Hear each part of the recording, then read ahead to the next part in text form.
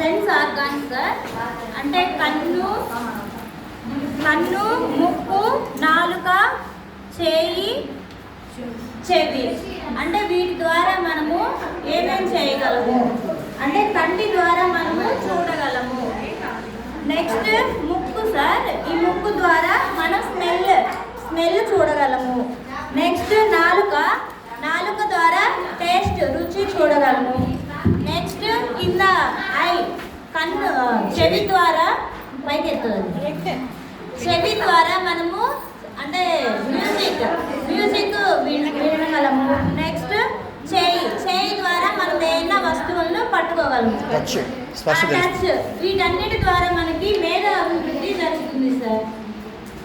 Okay sir. Next family tree. ఇది family tree అంటే మన కుటుంబం. అంటే దీని ద్వారా మనకి సాంఘిక అభివృద్ధి అనేది జరుగుతుంది సార్. ఫ్యామిలీలో మనకి ఫాదర్, మదర్ ఎవరెవరు ఉంటారనేది పిల్లలకి బాగా అవగాహన కల్పించవచ్చు వీటి ద్వారా.